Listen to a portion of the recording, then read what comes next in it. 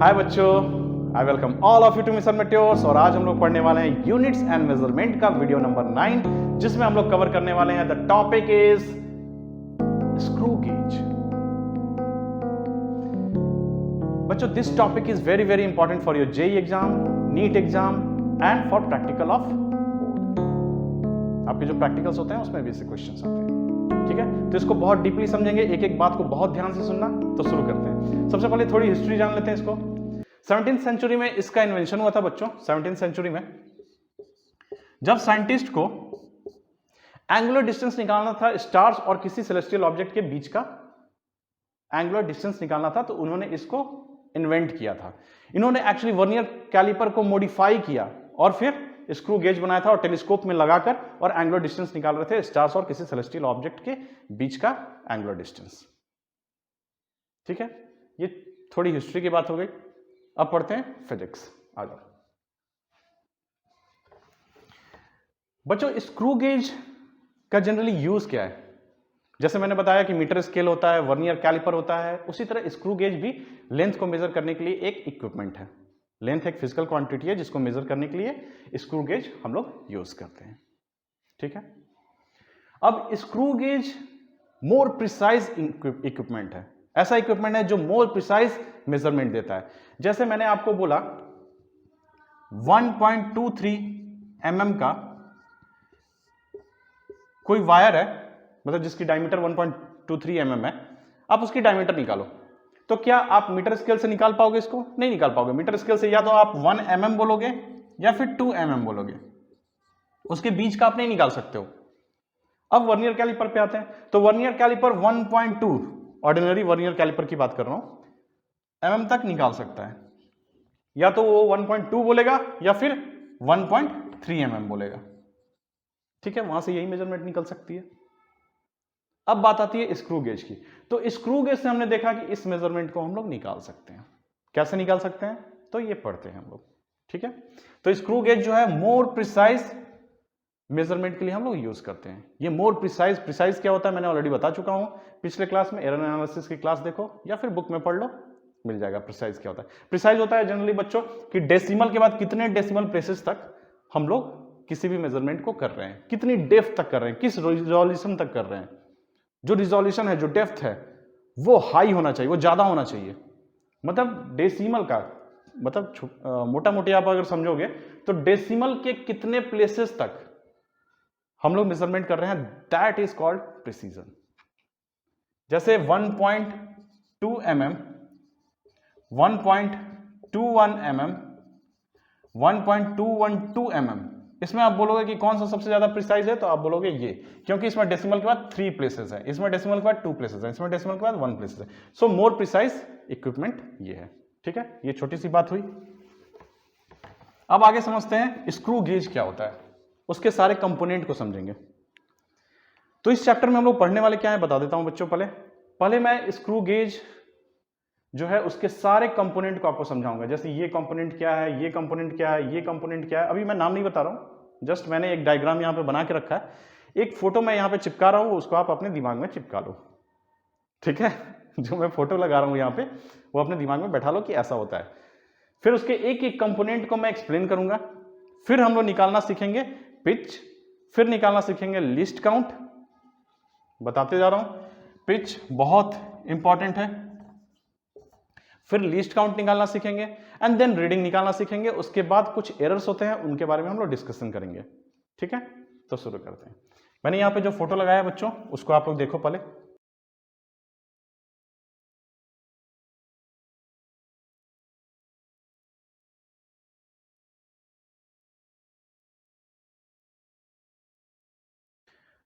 अब बच्चों आपने फोटो देख लिया।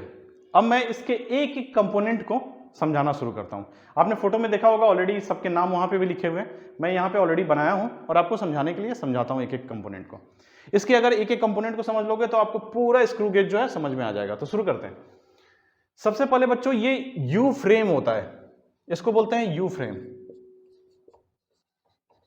यहां पे आपको कुछ मार्किंग दिखेगी जिससे पता चलेगा कि आपको कौन सा स्क्रू गेज लेना है। जैसे आप मेजरमेंट करने जा रहे हो तो कुछ स्क्रू गेज के जो साइज होते हैं वो डिफरेंट डिफरेंट होते हैं।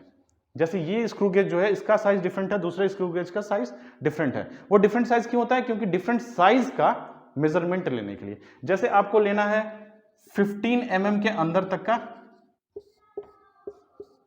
कोई साइज का मेजरमेंट लेना है, डायमीटर लेना है, किसी चीज का डायमीटर है जैसे, तो आप कौन सा स्क्रू गेज यूज करोगे? तो वो यहां पे लिखा रहेगा, जैसे ये लिखा रहता है कैसे बच्चों, तो 15 × 1 mm।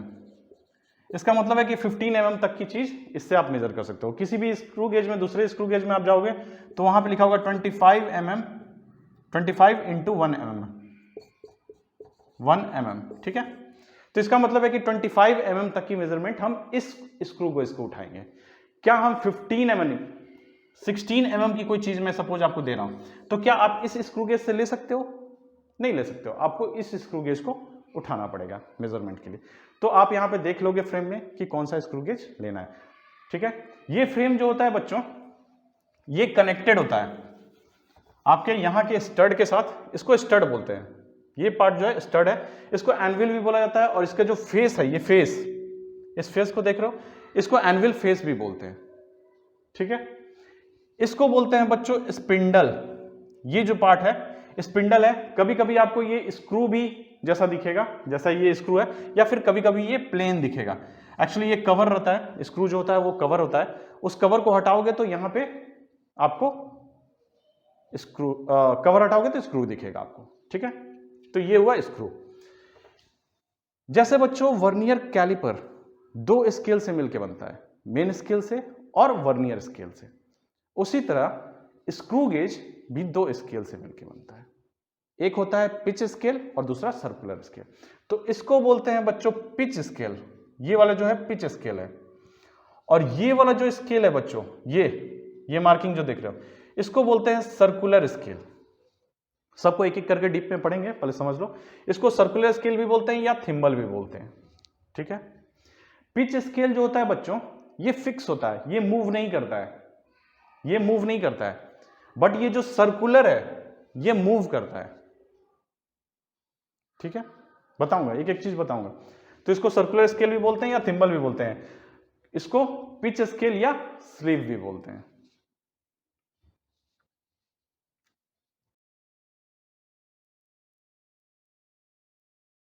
ये समझ गए, स्टड समझ गए, यू फ्रेम समझ गए, स्क्रू समझ गए, पिच स्केल समझ गए, सर्कुलर स्केल समझ गए।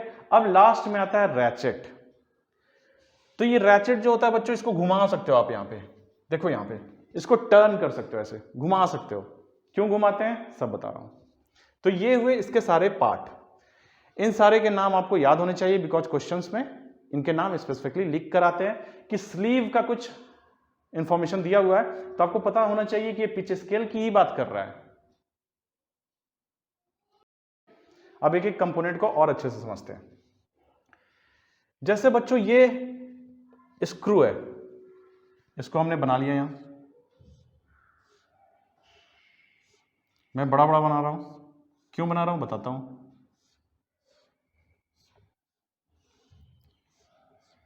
ये मैंने ऐसे दिखाया है, बट ये स्क्रू जैसा होता है बच्चों, ऐसे आपने देखा होगा स्क्रू। कील देखी आपने जो आप घुमाते हो, जो वॉल में आप लगाते हो, कील देखी है आपने, उसी तरह का कील का ये थ्रेड है, ये थ्रेड है, ये थ्रेड है, ये सब जो है वो थ्रेड है। अब हुई ये है पिच स्केल। पिच स्केल जो होता है बच्चों वो फिक्स होता है, वो मूव नहीं करता है। हम बात किसकी कर रहे हैं? पिच स्केल की। यहां लिख low pitch scale. Pitch scale जो होता है बच्चों वो मूव नहीं करेगा, ये मूव नहीं करता है। और इस पे एक मार्किंग होती है, जो मार्किंग ऐसे होती है, ये 0 है और ऐसे ऐसे मार्किंग होगी। पिच स्केल की एक खास बात है कि यहां पे पता होता है ये mm है, इसका जो 1 यूनिट है वो हमें पता होता है। एक डिवीजन जो है वो कितने का है, कितना है, तो वो हमें पता होता है। या 1 यूनिट बोलो या डिवीजन बोलो, कितना है वो हमें पता होता है, ठीक है। ये पिच स्केल की बात हुई, ये मूव नहीं करता है। अब ये सर्कुलर स्केल, अब इस पे आते हैं। सर्कुलर स्केल जो होता है बच्चों,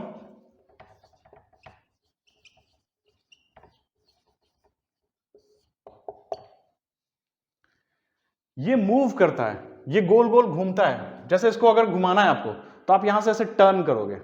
जब आप इसको टर्न करोगे तो होता क्या है कि ये जो स्पिंडल है, दिस स्पिंडल, ये इंटरनली कनेक्टेड होता है इस सर्कुलर स्केल के साथ। तो जैसे जैसे आप इसको घुमाते हो ये भी उसके साथ मूव करता है। अब यहां पे जो इंपॉर्टेंट बात है वो सुनना, अगर आप इसको क्लॉकवाइज घुमाओगे, जैसे आपके पास एक जार है, उसका ढक्कन है, जब उसको आप क्लॉकवाइज घुमाते हो तो क्या होता है, वो बंद होता है। उसी तरह जब इसको आप क्लॉकवाइज घुमाओगे तो ये स्पिंडल आगे बढ़ेगा और ये आगे की तरफ मूव करेगा। इसका मतलब है कि जब आप इसको क्लॉकवाइज घुमाओगे तो ये तो मूव करेगा ही आगे की तरफ, ये वाला पूरा पार्ट मूव करेगा ऐसे आगे, और उसके साथ ये इंटरकनेक्टेड है तो ये भी मूव करता है। समझ में आई बात? फिर से बोल रहा हूं इस बात को, ये सर्कुलर स्केल है, ये सर्कुलर स्केल रोटेट होता है, ये रोटेट हो रहा है, तो इसका एक लीनियर मोशन होता है, ये आगे की तरफ मूव करता है। जैसे जैसे आप इसको रोटेट करोगे ये आगे की तरफ मूव करेगा, ये आगे की तरफ मूव करेगा। अगर यहां पे है अभी तो ये यहां पे आ जाएगा, फिर आगे यहां पे आ जाएगा, फिर यहां पे आ जाएगा, फिर यहां पे आ जाएगा। सपोज ऐसे ये पिच स्केल है और ये सर्कुलर स्केल है। जब आप इसको क्लॉकवाइज रोटेट कर रहे हो तो ये बंद होगा। जार को जब आप बंद करते हो ढक्कन को तो कैसे होता है, वो बंद होता है, तो ये आगे की तरफ मूव करेगा, इसके साथ ये इंटरकनेक्टेड है। तो ये अभी यहां पे है, फिर यहां कुछ देर के बाद रोटेट करो, यहां पे पहुंच जाएगा, फिर यहां पे पहुंच जाएगा, फिर यहां पे पहुंच जाएगा, ऐसे ये आगे की तरफ मूव करेगा, ये सर्कुलर स्केल। अब इसके साथ ये इंटरकनेक्टेड है तो ये भी आगे की तरफ मूव करेगा, ये जो है ये पार्ट ये भी आगे की तरफ मूव करेगा, मतलब इसके साथ ये इंटरकनेक्टेड है। इसको जब आप रोटेट करते हो तो ये भी मूव करता है, ठीक है। अब मूव का डायरेक्शन क्या होगा वो समझ लेते हैं। इसको जब आप क्लॉकवाइज घुमाते हो तो ये आगे की तरफ मूव करके ये बंद होगा। क्यों मैं बता रहा हूं ये बंद होगा ओपन होगा, बता रहा हूं, एक एक करके बता रहा हूं बच्चों। अगर आप इसको एंटी क्लॉकवाइज घुमाओगे तो ये इधर की तरफ मूव करेगा। जैसे आपका जार का ढक्कन को जब एंटी क्लॉकवाइज घुमाते हो तो क्या होता है, वो खुलता है, ओपन होता है, तो ये खुलेगा, ये जो है ये ओपन होगा जब इसको एंटी क्लॉकवाइज घुमाओगे तो, और जब क्लॉकवाइज घुमाओगे तो ये आगे की तरफ मूव करेगा और ये बंद होगा। समझ में आई बात यहां तक कि इसका मोशन इस पे डिपेंड करेगा। इसको अगर हम क्लॉकवाइज घुमाएंगे तो ये आगे की तरफ मूव करेगा, एंटी क्लॉकवाइज घुमाएंगे तो ये पीछे की तरफ मूव करेगा, और साथ में ये सर्कुलर स्केल भी इस स्केल पर आगे पीछे मूव करेगा, ठीक है। ये इंटरकनेक्टेड होता है, जितना ये आगे मूव करेगा उतना ही ये आगे मूव करेगा, ठीक है। ये हुई सर्कुलर स्केल की बात।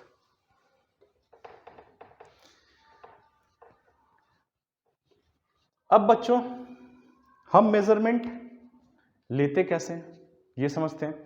जैसे मैंने आपको दे दिया एक छोटा सा स्फेयर, गोली, छोटी सी गोली, कांच की गोली जो होती है, मैंने दे दिया आपको, बोला इसका डायमीटर निकालो। तो आपने क्या किया, इस गोली को यहां पे ले जाके ऐसे रख दिया, ठीक है। अब रखा तो पता चला कि ये पूरी तरह टाइट नहीं हुआ, तो आप क्या करोगे, इसको टाइट करने के लिए इस सर्कुलर स्केल को घुमाना शुरू किया। आपने इस सर्कुलर स्केल को घुमाना शुरू किया, जैसे ये सर्कुलर स्केल है, ठीक है, इसको आपने घुमाना शुरू किया तो ये देखो आगे की तरफ मूव कर रहा है। तो ये सर्कुलर स्केल को जब आपने घुमाना शुरू किया तो ये भी आगे की तरफ मूव कर रहा है, इसके साथ इंटरकनेक्टेड है तो ये भी आगे की तरफ मूव करेगा। इसको अच्छे से फिट कर लेगा, इसको अच्छे से फिट कर लिया एनविल के फेस में और स्पिंडल के फेस के बीच में, ये अच्छे से फिट हो गया। अब लेकिन आपको डाउट है कि ये अच्छे से फिट हुआ है कि नहीं, लूज तो नहीं है, क्या मैं और सर्कुलर ये जो स्केल है इसको और टाइट कर दूं? नहीं, उसके लिए दिया हुआ है बच्चों ये रैचेट। इसका क्या काम है, जब आपने इसको सर्कुलर घुमा घुमा कर रोटेट करके इसको टाइट जब इसको कर लिया, बहुत टाइट नहीं करना, जब उसके फेस को टच कर लिया दोनों, तो आप देखोगे कि अब ये ज्यादा टाइट हुआ है कम टाइट हुआ है, आपको डाउट हो रहा है कि कितना करना है, तो ये रैचेट को घुमाओ। अब इसको घुमाओ, ये वाला जो है ये घूमेगा, ये घूमते घूमते इसको टाइट करना शुरू करेगा। जो एक रिक्वायरमेंट, जो एक रिक्वायर्ड टाइटनेस है वो यहां पे वो लाएगा ये रैचेट। और एक टाइम ऐसा होगा घुमाते घुमाते कि जब ये अच्छे से फिट हो जाएगा, जब ये अच्छे से ये फिट हो जाएगा एग्जैक्टली फिट कर दिया मैंने, अब अच्छे से फिट हो गया, तो ये कर कर ऐसे आवाज करने लगेगा। फिर से पूरे प्रोसेस को समझाता हूं कि कैसे मेजरमेंट लेना है। सबसे पहले आपने इसको ओपन कर लिया, इसको जब एंटी क्लॉकवाइज घुमाओगे तो ये ओपन हो जाएगा। पहले तो सबसे पहले ये दोनों एक दूसरे को टच कर रहे होंगे, स्टड का फेस और स्पिंडल का फेस एक दूसरे के क्लोज में होंगे, क्लोज में नहीं, एक दूसरे को टच कर रहे होंगे, ठीक है। जैसे ये स्टड है और ये सपोज स्पिंडल का फेस है, ये दोनों ऐसे हैं, ठीक है। हमारे पास एक कांच की गोली आ गई है। अब मैंने क्या किया, इस सर्कुलर स्केल को रोटेट करना शुरू किया एंटी क्लॉकवाइज। क्यों? एंटी क्लॉकवाइज से खुलता है। बोतल का जो ढक्कन होता है, जार का जो ढक्कन है, उसको ध्यान रखो, उसको जब एंटी क्लॉकवाइज घुमाते हैं तो वो ओपन होता है। इस कंसेप्ट को याद रखना बच्चों, ये बहुत इंपॉर्टेंट है, हर जगह होता है। एंटी क्लॉकवाइज जब आप बोतल को ओपन करना है तो कैसे ओपन करें, क्लॉकवाइज करें, एंटी क्लॉकवाइज करें, हर चीज एंटी क्लॉकवाइज ओपन होती है। वाल्व आप जब देखोगे इंडस्ट्री में तो वो भी एंटी क्लॉकवाइज ओपन होते हैं, ठीक है। अब एंटी क्लॉकवाइज को आपने घुमाकर ओपन किया, ओपन करने के बाद आपने ओपन कर लिया, सपोज ऐसा आया, ये है एनविल का फेस और ये है सपोज स्पिंडल, यहां पे आ गई कांच की गोली। अब इसको बंद करना है तो फिर इसको क्लॉकवाइज घुमा के बंद करना शुरू किया। बंद करते करते सिचुएशन ऐसा आया कि ऐसा हो गया, बट हमें पता नहीं है कि ये एग्जैक्टली हुआ है टाइट कि नहीं हुआ है। तो उसके लिए फिर रैचेट है, रैचेट को हमने घुमाना शुरू किया और घुमाते घुमाते ये एग्जैक्टली ये जो छोटा सा डिस्टेंस है ये भी नहीं रह जाएगा, कुछ ऐसा।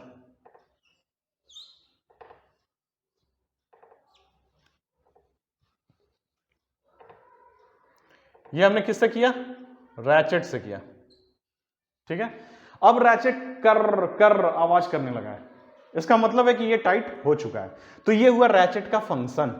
ये मैंने आपको क्यों समझाया, रैचेट के फंक्शन के लिए, और इसका मेजरमेंट कैसा है। अब इसके मेजरमेंट के लिए हम पिच स्केल पे कुछ रीडिंग देखेंगे और सर्कुलर स्केल पे कुछ रीडिंग देखेंगे। वो रीडिंग मैं बताऊंगा कि कैसे कैलकुलेट करते हैं, क्या होता है, तो फिर हमें रीडिंग मिल जाएगी, ठीक है। यहां तक समझे?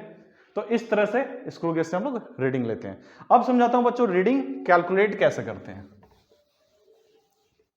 ठीक है। मैं ये नेम हटा दे रहा हूं, नाम तो आपको पता चली गया है, सर्कुलर स्केल, पिच स्केल। अच्छा, पिच स्केल को कभी कभी मेन स्केल भी लिखते हैं बच्चों, तो ये ध्यान देना, कभी कभी मेन स्केल भी लिखते हैं। जैसे वर्नियर कैलिपर में क्या होता था, main scale and vernier scale, तो यहां पे भी बोल सकता है main scale and circular scale, ठीक है।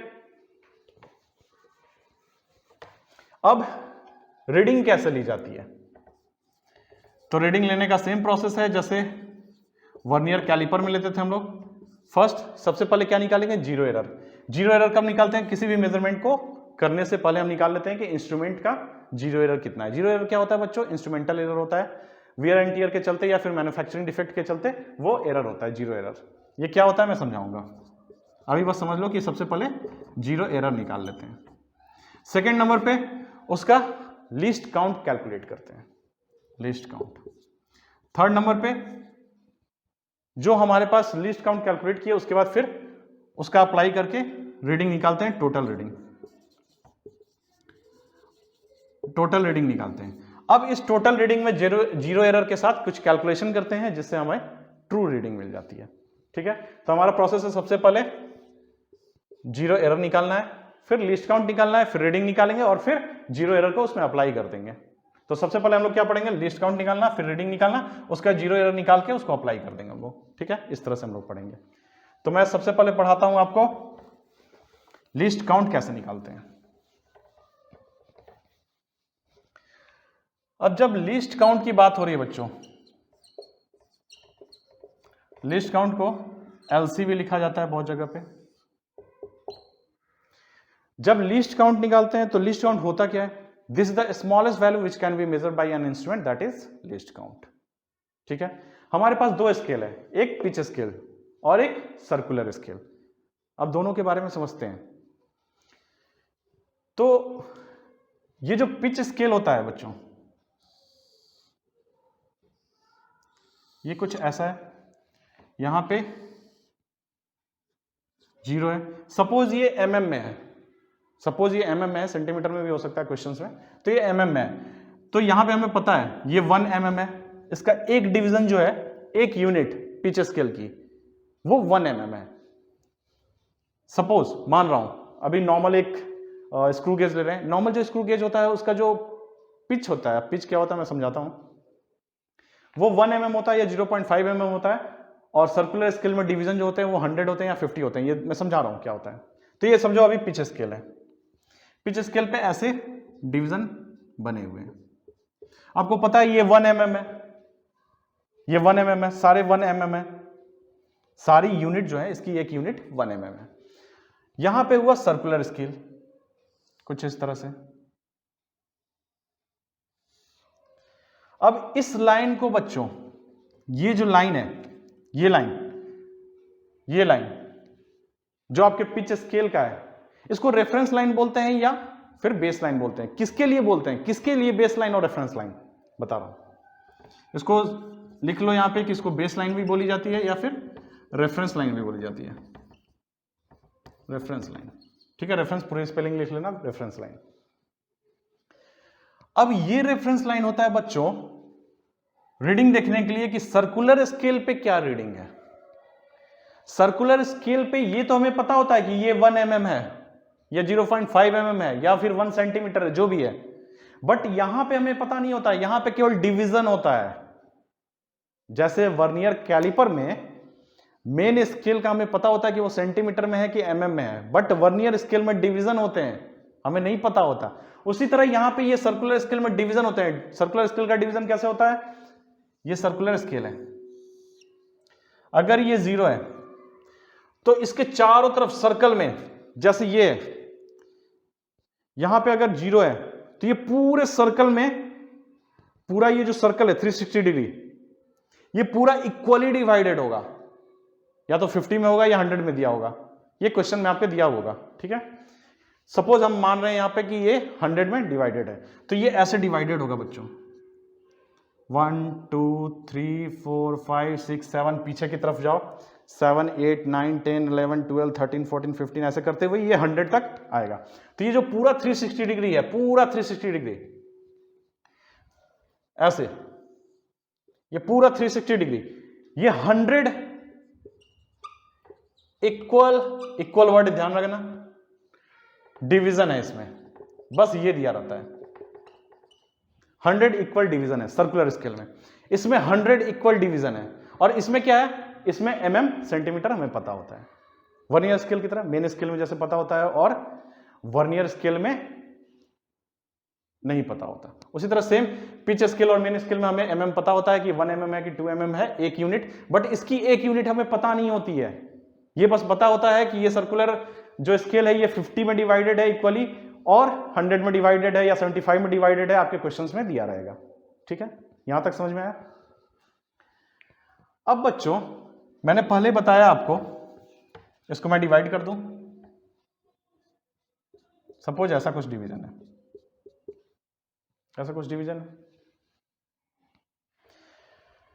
अब मैंने आपको बताया था कि जैसे सर्कुलर ये जैसे जैसे घूमता है, इसको आप घुमाओगे, जैसे क्लॉकवाइज अभी मैं घुमा रहा हूं, इसको आप क्लॉकवाइज घुमाओगे तो इसके साथ ये कनेक्टेड है, this one is connected with this one, so what will happen when you are rotating this one clockwise, then this one will also move forward. क्यों फॉरवर्ड मूव करेगा, मैंने बताया था वो जार का ढक्कन, याद करो, तो ये घुमाएंगे तो ये फॉरवर्ड मूव करेगा।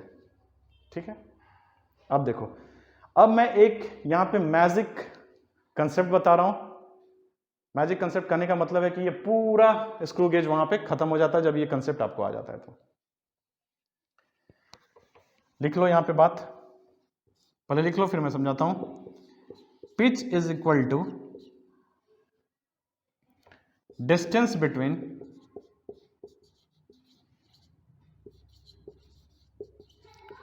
To consecutive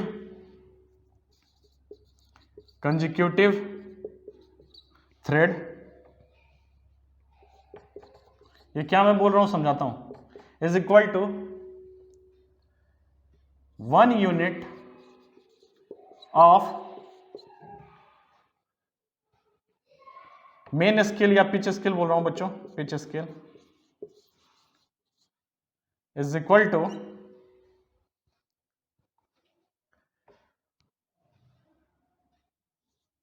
one rotation, one complete rotation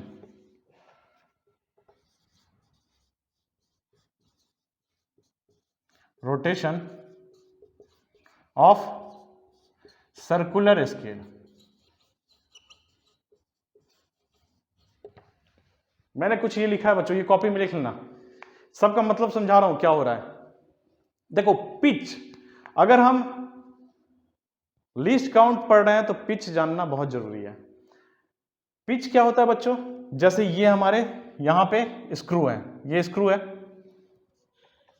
ऐसे स्क्रू है। मैंने बताया था कि मैं बड़ा क्यों बना रहा हूं, बताता हूं आपको। ये स्क्रू है सपोज, ये आपको ऐसे भी है, ऐसे दिखेगा, स्क्रू देखा है आपने। तो क्या होता है बच्चों, इसके टू कंसेक्यूटिव थ्रेड डिस्टेंस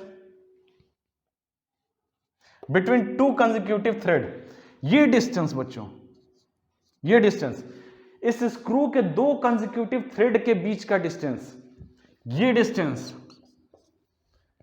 जो एक हमारे पास कील होती है, आपने देखा होगा उसमें थ्रेड्स बने होते हैं, वो थ्रेड में दो कंसेक्यूटिव थ्रेड के बीच का, जब आप ऐसे कील को घुमा रहे हो तो वो थ्रेड है जो उसको अंदर ले जा रहा है।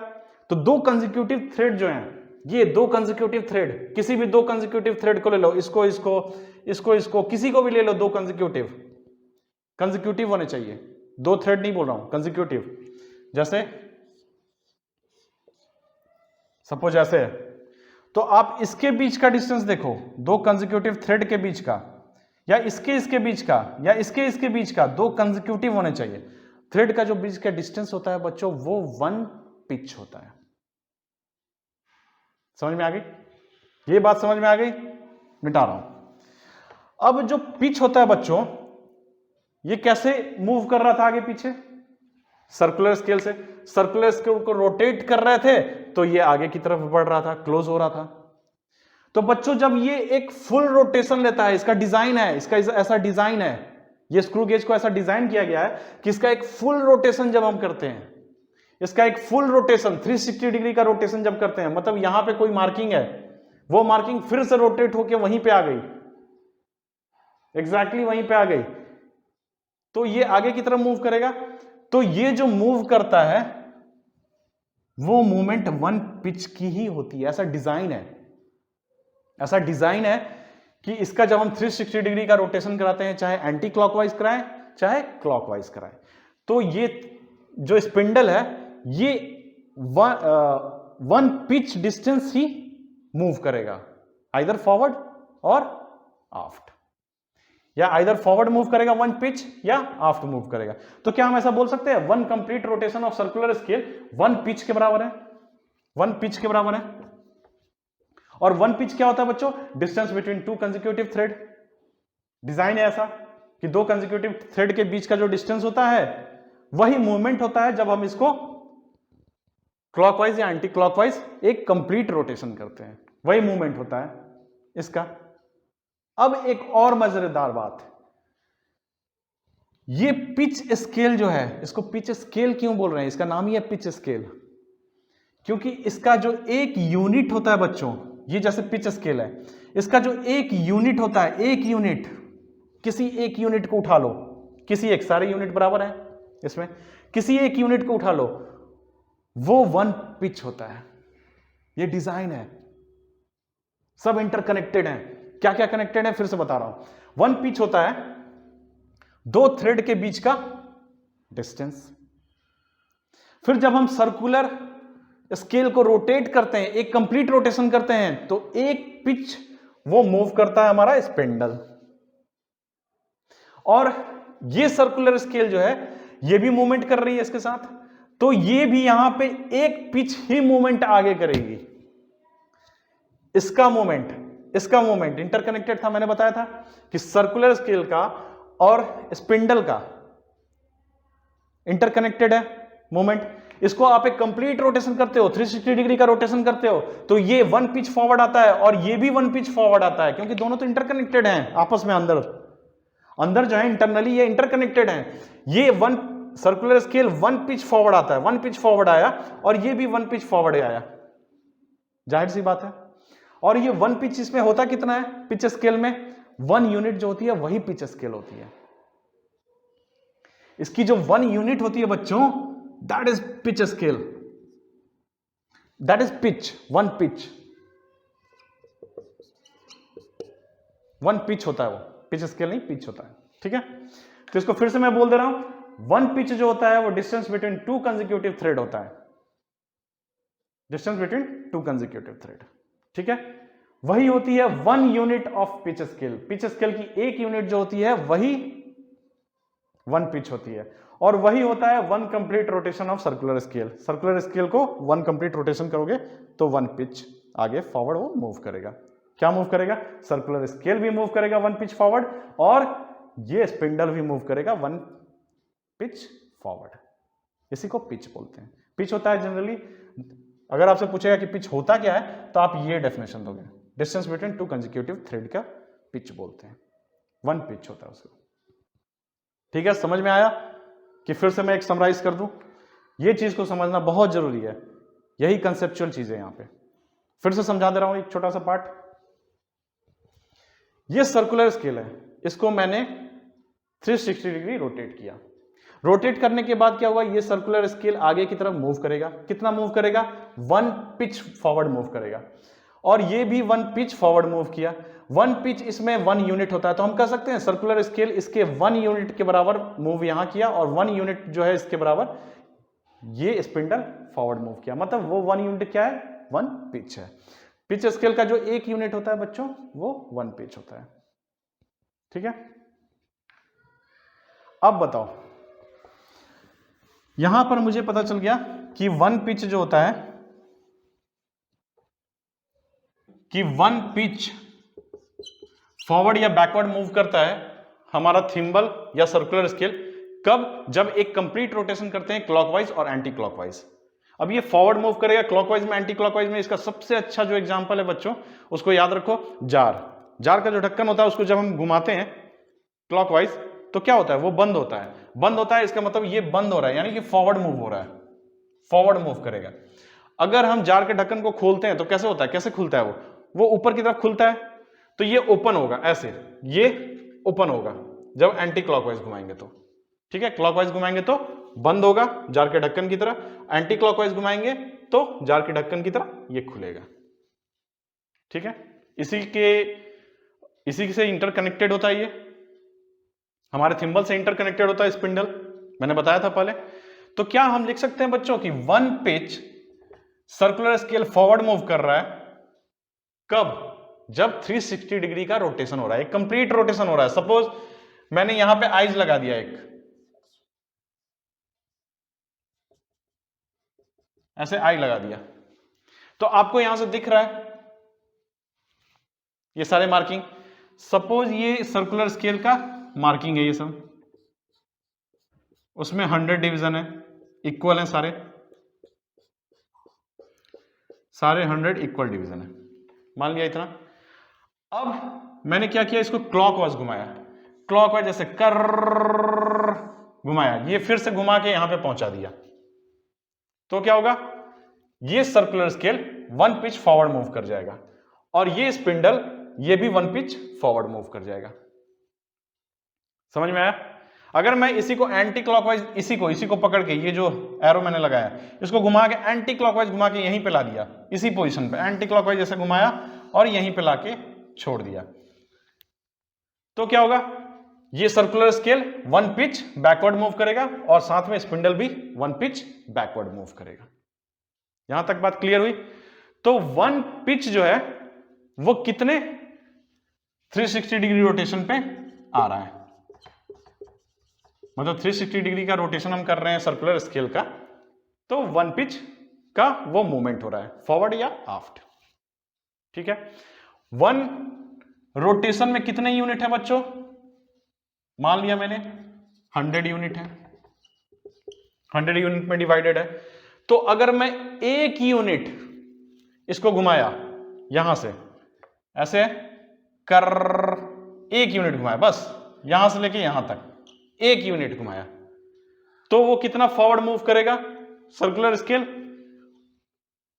तो ये अगर 100 यूनिट में 1 पिच मूव करता है तो एक यूनिट में बच्चों 1 मिनट सर्कुलर स्केल का रोटेशन करेंगे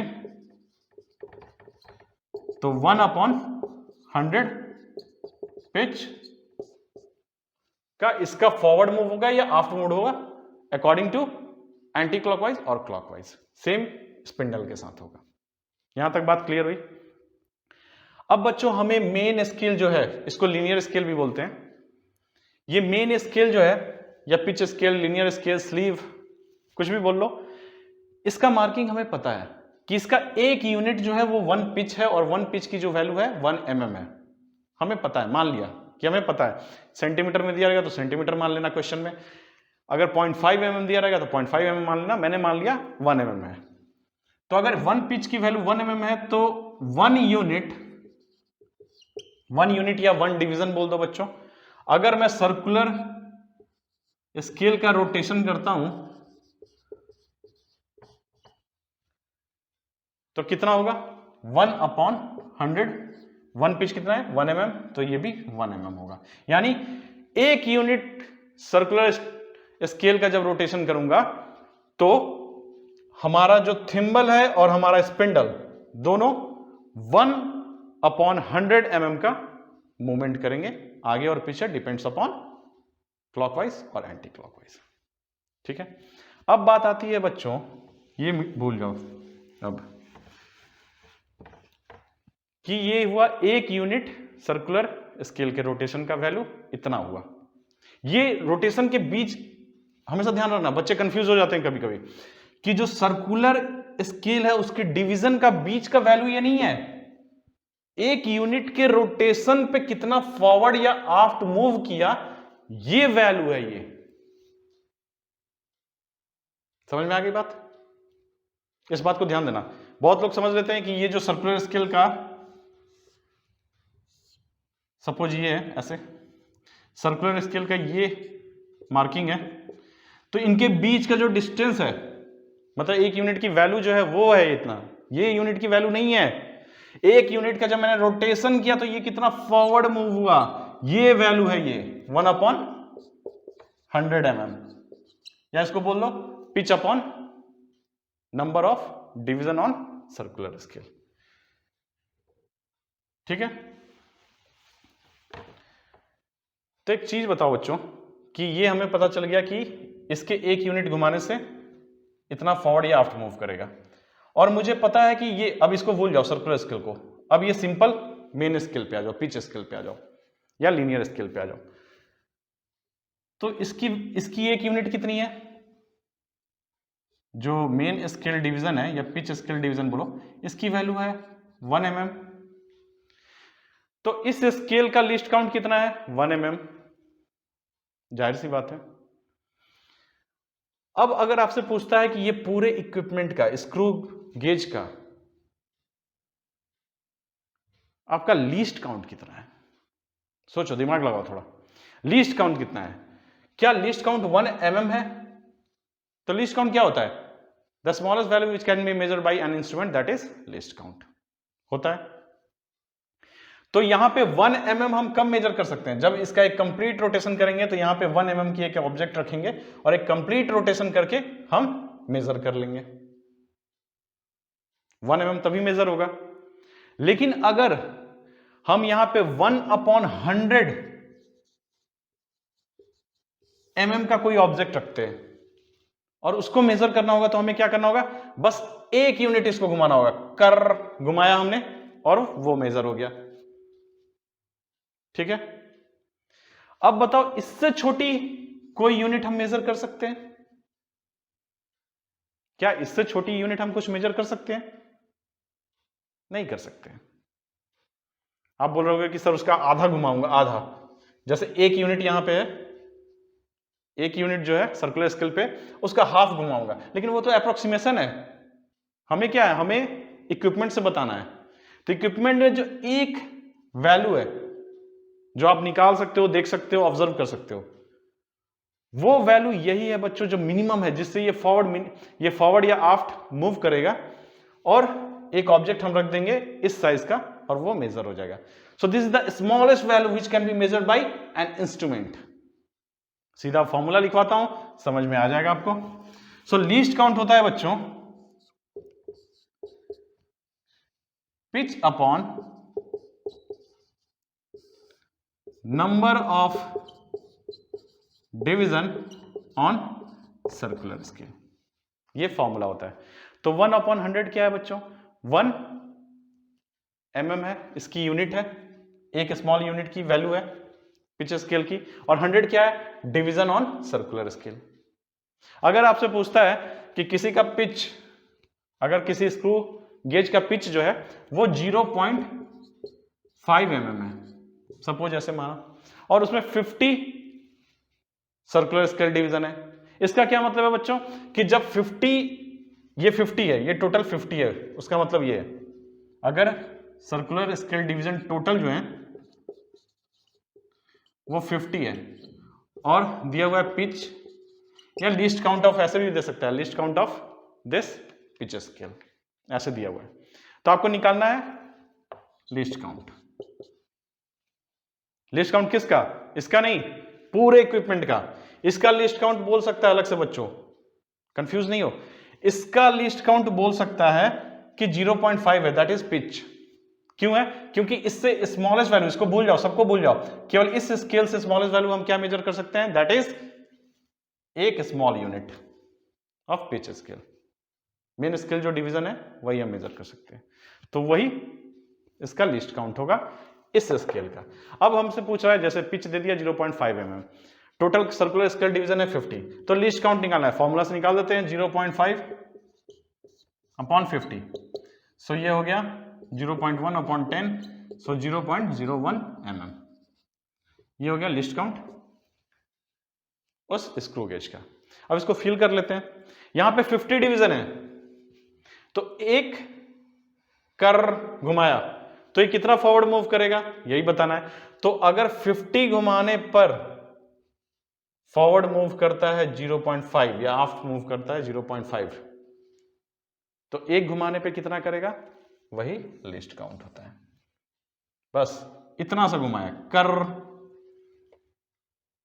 घुमा दिया, कर घुमा दिया, ठीक है बच्चों, समझ में आया? तो ये हुई लिस्ट काउंट की कहानी कि लिस्ट काउंट हमने निकालना सीख लिया। लिस्ट काउंट क्या होता है? पिच अपॉन 1 पिच की value divide by number of division on circular scale. ठीक है, मिटाता हूं इसको।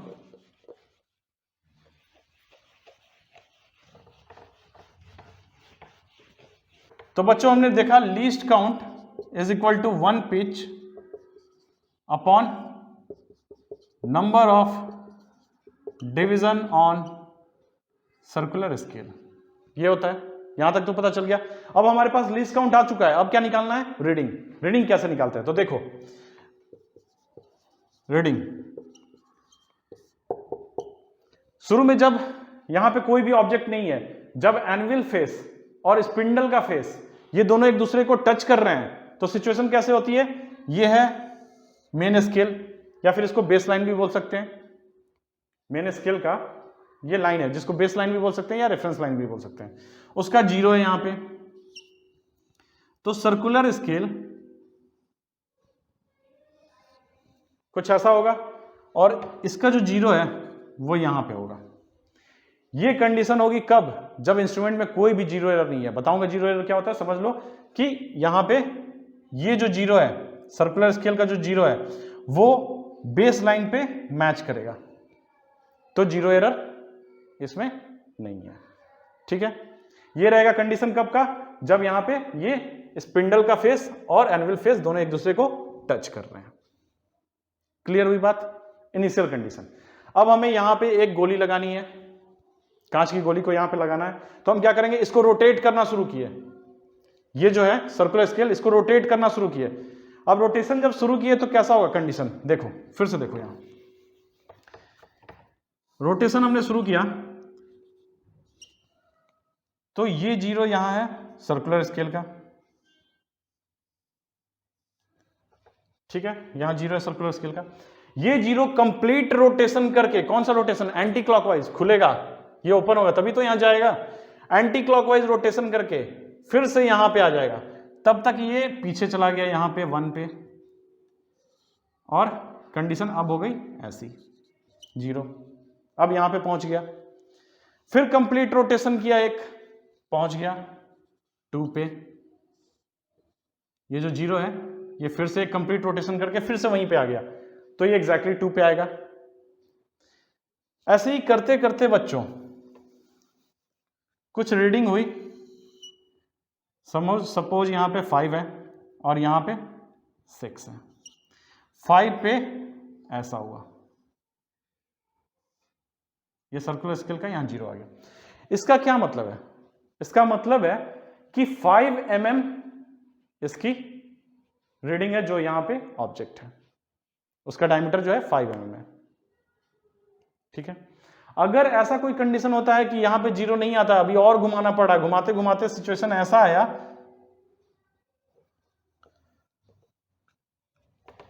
कि यहां पे 5 है और यहां पे कहीं सर्कुलर स्केल गया, ये 6 है, ये मेन स्केल और ये सर्कुलर स्केल, सर्कुलर स्केल में यहां 0 पहुंचा, 0 यहां पे 1 2 3 4, यहां 4 डिवीजन यहां पे आ रहा है, समझ में आई बात, ऐसा कुछ हुआ।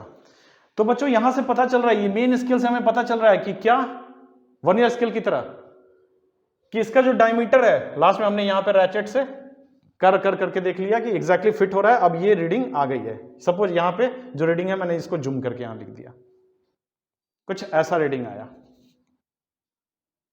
अब रीडिंग क्या है, ये तो हमें पता है कि 5 mm, ये mm में है, सपोज mm में है, हमारा जो पिच स्केल है वो mm में है, ये दिया हुआ है, 5 mm और 6 mm के बीच में कुछ ना कुछ रीडिंग है। तो हमें मेन स्केल से पता चला कि रीडिंग जो है वो 5 mm और 6 mm के बीच में है,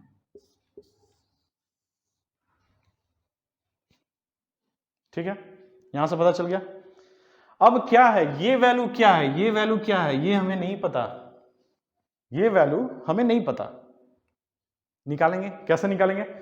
अब बच्चों एक बात बताओ, जब 0 यहां पे आया था, जब 0 यहां पे आया इस पॉइंट पे, ये वाला सर्कुलर स्केल यहां पे है, 0 यहां पे आया था तो ये क्या था 5 mm। अब इसको और घुमाया, 1 यूनिट घुमाया पीछे गया, 1 यूनिट और एंटी क्लॉकवाइज घुमाया पीछे गया, ये पीछे जा रहा है, पीछे जा रहा है, 1 यूनिट और घुमाया, घुमाते घुमाते 4 यूनिट पे जाके वो सेट हुआ, 4 यूनिट पे जाके सेट हुआ, मतलब 0 से ऊपर 4 यूनिट है, या 4 डिवीजन बोल लो, 1 2 3 4, सपोज ऐसे डिवीजन ऊपर हैं बने हुए, 4 डिवीजन पे हुआ। तो इसका एक फॉर्मूला लिखा रहा हूं, उसी को समझा रहा हूं यहां पे। सो टोटल रीडिंग होता है बच्चों, लिख लो पहले फिर समझाता हूं, main scale reading plus circular scale reading, main scale reading या फिर पिच स्केल रीडिंग, इसी स्केल की बात कर रहा हूं। तो मेन स्केल रीडिंग क्या होती है बच्चों,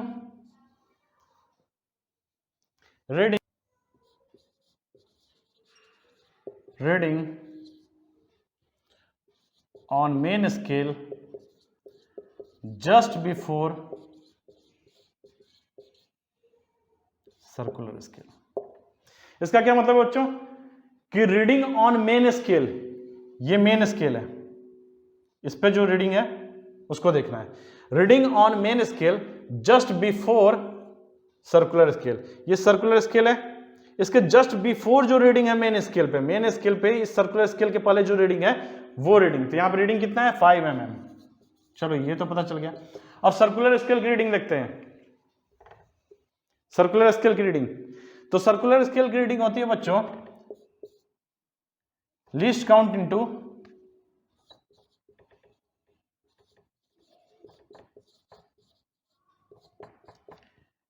इनटू डिवीजन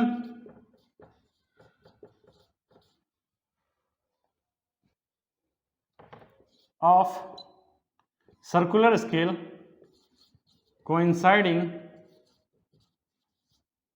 with baseline। मैं क्या बोल रहा हूं ये समझाता हूं। Least count into division of circular scale coinciding with baseline. ये बेसलाइन है बच्चों, ये बेसलाइन है। इस पे कौन सी डिविजन्स कोइंसाइड कर रही है सर्कुलर स्केल की? 1 2 3 4। तो 4 जो है वो नीचे आया 5 से, जब ओपन कर रहे थे 5 के पास जब पहुंचा था तो 0 तो यहां पे था, बेस लाइन पे था।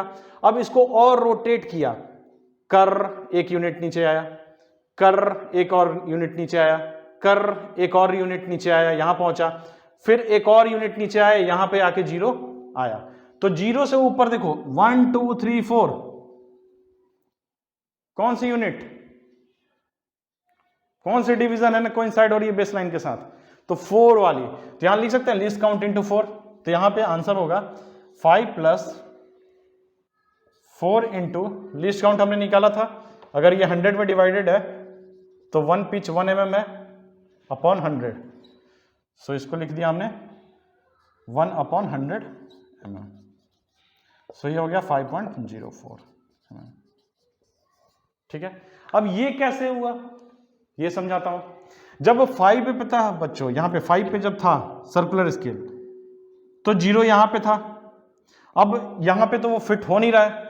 फिर हमने थोड़ा सा और घुमाया, कर 1 यूनिट नीचे आया, कर 1 यूनिट नीचे आया, तो ये 1 यूनिट पीछे भी जा रहा है सर्कुलर स्केल डिवीजन के 1 यूनिट के बराबर। फिर एक और यूनिट नीचे किया, कर कर, ऐसे करके 4 यूनिट नीचे हम गए, 4 यूनिट एंटी क्लॉकवाइज इसको घुमाया तो ये जाके फिट हो गया यहां। ठीक है, तो 4 यूनिट का मूवमेंट हुआ पीछे की तरफ, तो ये 4 यूनिट के बराबर है ये डिस्टेंस। तो ये 4 यूनिट होता क्या है, इसका 4 यूनिट कितना होता है? 1 यूनिट होता है लिस्ट काउंट। तो 4 यूनिट क्या होगा? 4 इंटू लिस्ट काउंट। तो बस वही बात यहां पे हमने कर दी कि list count into division of circular scale coinciding with baseline. Baseline के साथ कौन सा डिवीजन कोइंसाइड हो रहा है, समझ में आ गई बात? तो ये हुआ टोटल रीडिंग निकालने का। अब हम पढ़ते हैं बच्चों एरर। तो चलो सब मिटा लें।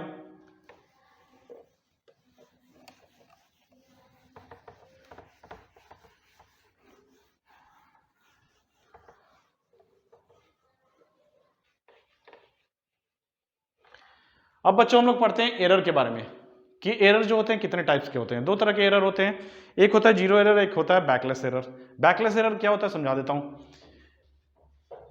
बच्चों। मान लिया यहां पे ये ऑब्जेक्ट नहीं है, ठीक है, आपने इसको पूरी तरह क्लोज कर दिया है, सपोज ऐसा क्लोज हो गया है, ठीक है। अब आप क्या करते हो कि यहां रीडिंग लेनी है आपको, तो आप क्या करते हो, सर्कुलर स्केल को घुमाना शुरू करते हो एंटी क्लॉकवाइज। एंटी क्लॉकवाइज इसको घुमा रहे हो, तो घुमाने से क्या होगा कि ये ओपन होना शुरू होगा, ओपन होना शुरू होगा, कंटिन्यूअस आप घुमा रहे हो। सडनली आप यहां पे ऑब्जेक्ट रखते हो, देखते हो कि यहां पे गैप है, तो आप क्या करते हो, सडनली इसको एंटी मूवमेंट देते हो। जो मूवमेंट आप दे रहे हो उसके अपोजिट मूवमेंट आप देते हो। जैसे एंटी क्लॉकवाइज ओपन कर रहे थे तो क्लॉकवाइज आपने घुमा दी, सडनली घुमाई आपने, सडनली वर्ड पे ध्यान देना, सडनली आपने घुमाई।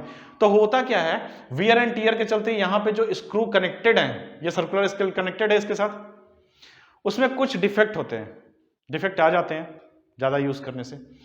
तो सडनली क्या होगा कि ये जो है मूवमेंट नहीं करेगा, ये मान लिया मूव करके, सपोज ये वाला पार्ट ये मूव करके यहां से यहां पहुंच गया और आपने क्लॉकवाइज अब घुमाना शुरू किया, तो ये आगे नहीं बढ़ता है। उस समय एक छोटा सा पार्ट जो होता है मिस हो जाता है, लेकिन ये घूम रहा है, ये रोटेट हो रहा है, तो ये तो यहां रीडिंग दे रहा है, बट इसका मूवमेंट आगे नहीं हुआ। मतलब इसका मूवमेंट इसके अकॉर्डिंग नहीं हुआ, जस्ट बिकॉज आपने सडनली रोटेशन का डायरेक्शन चेंज कर दिया। तो उस एरर को बोलते हैं बैकलेस एरर। अब उसको हटा कैसे सकते हैं, तो इसके लिए हटाने का प्रोसीजर जो है वो है कि सबसे पहले आप एंटी क्लॉकवाइज अगर घुमा रहे हो और आपको जब क्लॉकवाइज घुमाने की जरूरत पड़ी तो आप थोड़ा सा होल्ड कर लो, उसके बाद फिर आप क्लॉकवाइज घुमाओ, तो वो एरर होने के चांसेस खत्म हो जाते हैं। ठीक है, ये हुआ बैकलेस एरर। अब समझते हैं जीरो एरर।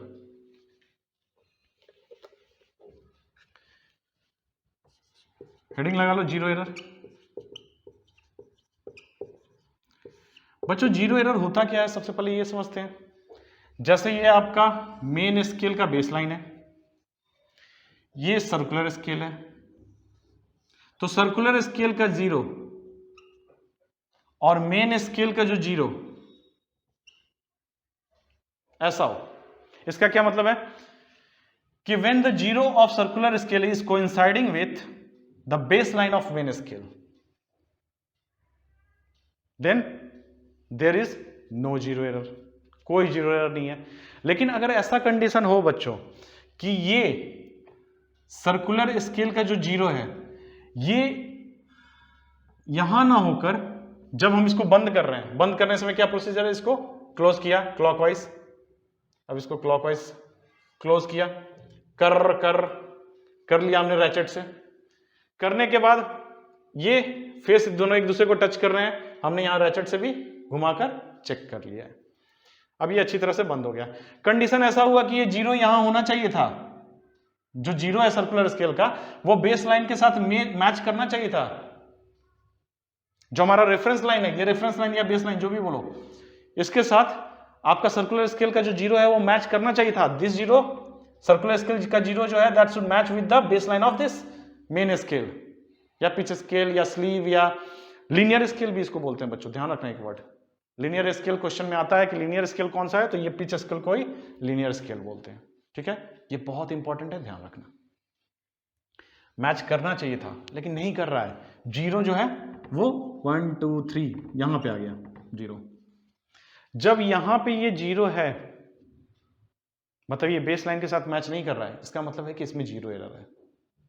या तो कंडीशन ऐसा हो सकता है कि ये जीरो नीचे है सर्कुलर स्केल का बेस लाइन से, या फिर हो सकता है कि बेस लाइन से ऊपर है जीरो, सपोज यहां है। तो ये दो तरह का टाइप्स ऑफ जीरो एरर है। तो इसमें एक पॉजिटिव जीरो एरर होता है, एक नेगेटिव जीरो एरर होता है। समझाता हूं क्या क्या होते हैं। पॉजिटिव जीरो एरर और negative zero error.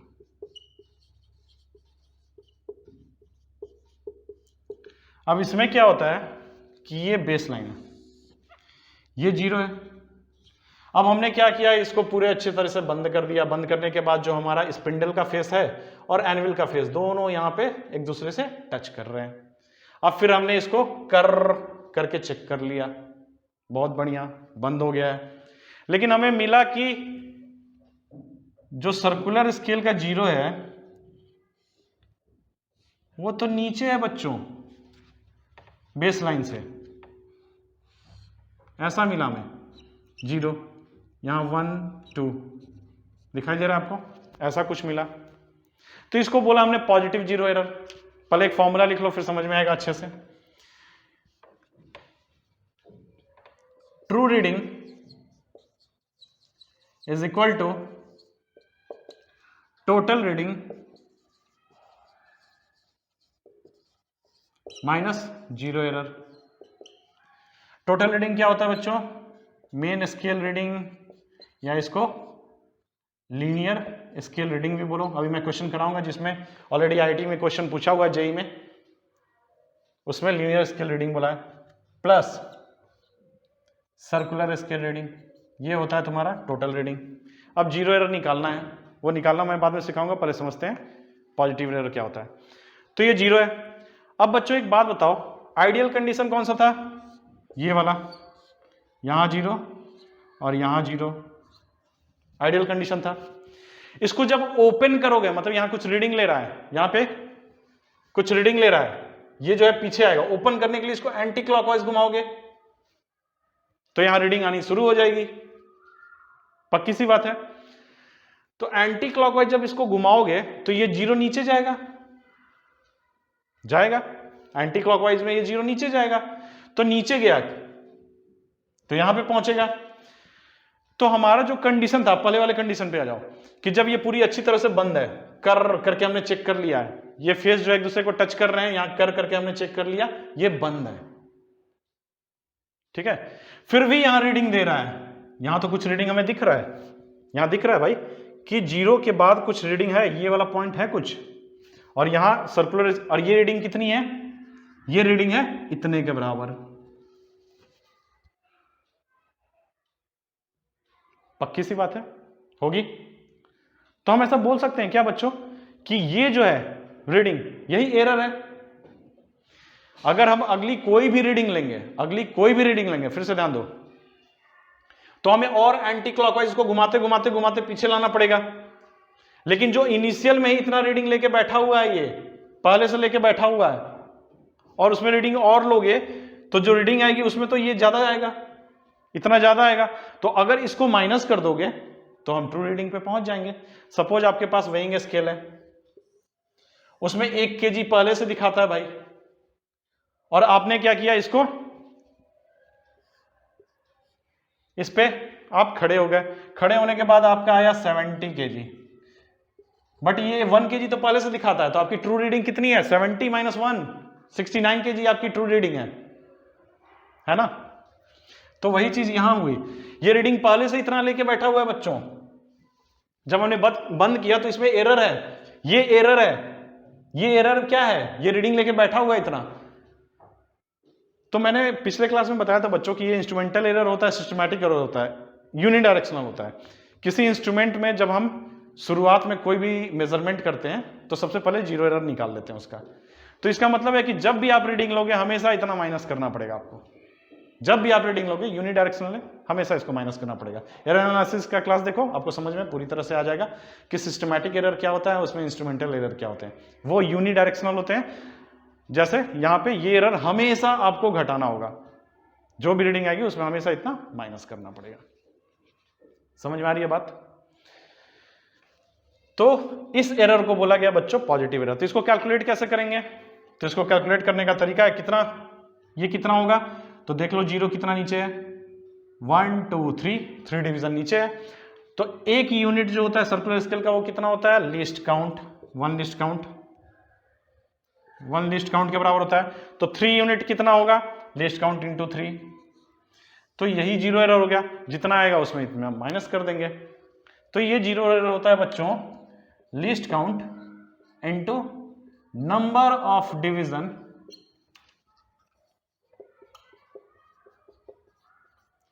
Coinciding with baseline. ठीक है, ये होता है, ये चीज मैंने यहां पे बताया। नेगेटिव 0 एरर की बात कर लेते हैं। ये हुआ आपका मेन स्केल का बेसलाइन, यही बेसलाइन रेफरेंस लाइन होता है किसके लिए, सर्कुलर स्केल के लिए। ये 0 यहां है, आइडियल कंडीशन में ऐसा होना चाहिए था, बट हुआ क्या, जब हमने इसको टाइट किया, टाइट करके कर्व किया तो पता चला ये इसके ऊपर चढ़ गया। ये सर्कुलर स्केल इतना बदमाश है कि इसके ऊपर चढ़ गया, इसमें एरर है, इसने बदमाशी की, चढ़ गया इसके ऊपर। और ये देखो यहां पे हमने बंद किया, मतलब ये एरर है। तो ये कितना आगे आया बच्चों, ये जो आगे आया बंद करने के बाद, अब अगर हम रीडिंग लेना शुरू करते हैं तो इसको एंटी क्लॉकवाइज घुमाते हैं, कर घुमाना शुरू किया, सर्कुलर स्केल जो है वो पीछे जा रहा है। तो पहले तो ये 0 पे आएगा, पहले ऐसे आइडियल कंडीशन पे आएगा। तो हमने जितना घुमाया पहले ये कंडीशन रीच करेगा, उसके बाद रीडिंग सही लेना शुरू करेगा, मतलब जो रीडिंग हमारी आएगी वो यहां से शुरू होगी। तो इतना जो घूमा उसमें हम ऐड कर देंगे तो वही एक्चुअल रीडिंग होगी। अगर आपका वेट 70 kg है और वेइंग स्केल इस बार 1 kg हमेशा कम दिखा रहा है, ऐसे ही रख दो वेइंग स्केल, वो हमेशा 1 kg कम दिखाता है, मतलब उसमें -1 kg ऑलरेडी दिखा रहा है, -1 kg दिखाएगा नहीं बट उसमें 1 kg का एरर है, जितना होता है उससे 1 kg हमेशा कम दिखाता है। फॉर्मूला है बच्चों टोटल रीडिंग माइनस 0 एरर। तो ये जो रीडिंग लेके बैठा हुआ है बच्चों, ये रीडिंग, तो इसका एरर जो आएगा हमेशा साइन के साथ लिखते हैं। अच्छा यहां पे एक चीज ध्यान देना, ये जो 0 एरर जो होता है ऑलवेज विथ साइन लिखना है, ऑलवेज विथ साइन, ठीक है। तो यहां पे जो रीडिंग आई अब ये पीछे जाएगा, पहले ये 0 पे पहुंचेगा फिर वो आएगा। तो यहां पे जब हम माइनस में लिखेंगे, जैसे माइनस आया 0.5 mm, माइनस 0.5 mm आया एरर। ये जितना ले रहा है रीडिंग, ये जितना रीडिंग ले रहा है उसमें हमें इतना ऐड कर देना है। समझ में आ गई बात? तो ये कहानी थी जीरो एरर की और उसके टाइप्स की, पॉजिटिव एरर और जीरो एरर। इसमें मैं एक क्वेश्चन करा देता हूं बच्चों, आपका ज्यादा अच्छे से क्लियर हो जाएगा। तो बच्चों ये जेई में आया हुआ क्वेश्चन है, मैं पढ़ता हूं फिर आप इसको बनाओ। A screw gauge with pitch 0.5 mm and a circular scale with 50 divisions is used to measure the thickness of thin sheet of the aluminum. Before starting the measurement, it is found that when two jaws of the screw gauge are brought in contact, the 45th division coincide with the main scale is barely visible. Negative error की बात कर रहा है यहाँ पे। जैसे ये हुआ सर्कुलर स्केल, कुछ ऐसा हुआ सर्कुलर स्केल।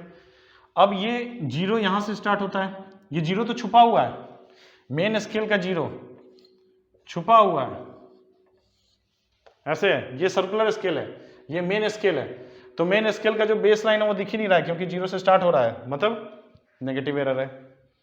समझ में आ रहा है? सर्कुलर स्केल जो है वो चढ़ गया इसके ऊपर चढ़ गया है, ये पीछे आ गया मेन स्केल का zero.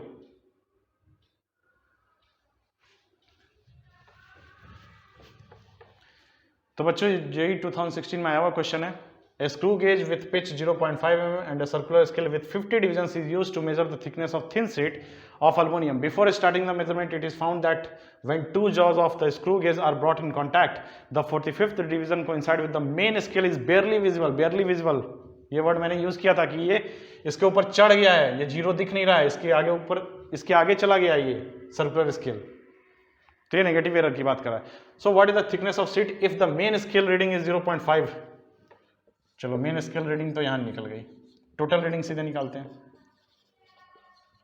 Reading main scale reading यहां है 0.5 mm, 25 division coincide with the main scale line, so 25 division into least count. Least count क्या होगा बच्चों? Pitch upon circular scale division, so 0.5 upon 50। ठीक है, ये हुआ मेन स्केल रीडिंग और ये हुआ circular scale reading. Circular scale reading क्या होती है?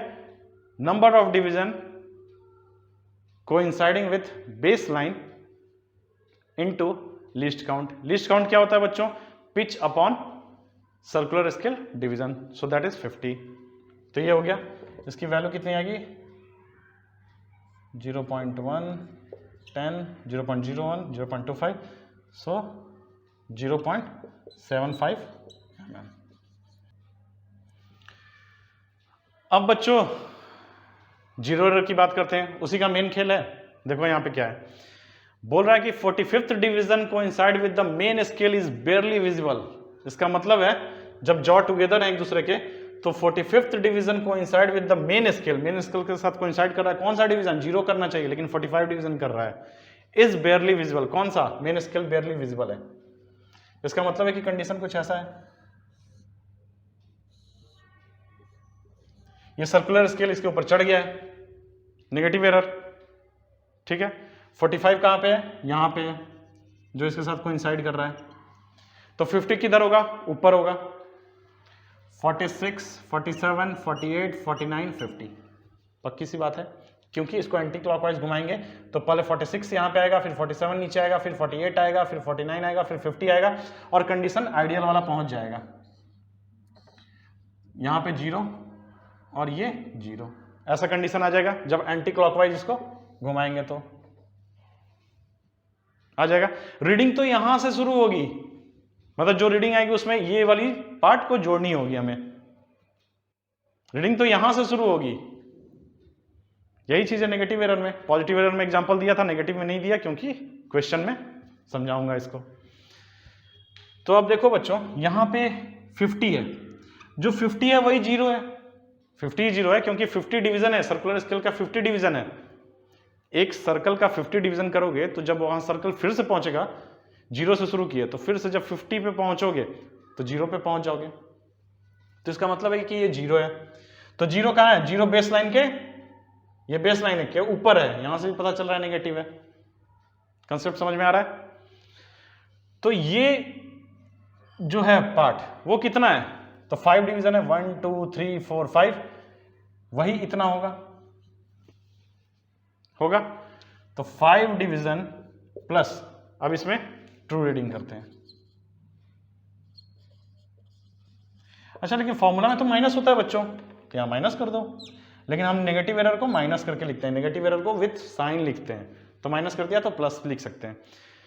कौन सा 5, 1 2 3 4 5 डिवीजन, 5 इंटू लीस्ट काउंट होता है, इसकी एक यूनिट सर्कुलर स्केल की एक यूनिट कितनी होती है, लीस्ट काउंट होती है। सो लीस्ट काउंट यहां पे कितना आया था, 0.01, 0.01। सो 0.75 mm plus 0.05 mm, so it is 0.80 mm, so that is the answer। तो यहां पे जाके बच्चों हमारा स्क्रू गेज खत्म होता है, ठीक है। इसके जो क्वेश्चंस हैं बच्चों, ये पूरे यूनिट एंड डायमेंशन के जो क्वेश्चन हैं वो मैं एक पीडीएफ में ऑलरेडी अपने मेट्योर्स जो मेरा चैनल है टेलीग्राम पे, उसमें मैं डाल दूंगा डीपीपी के तौर पे, आप उसको सॉल्व कर लेना, फिर उसके सॉल्यूशन भी मैं डाल दूंगा, ठीक है। अगर कुछ डाउट होगा तो आप मुझे कमेंट करना, मैं उस पर वीडियो भी बना दूंगा, ठीक है। चलो, ऑल द वेरी बेस्ट, पढ़ाई करते रहो, जय हिंद।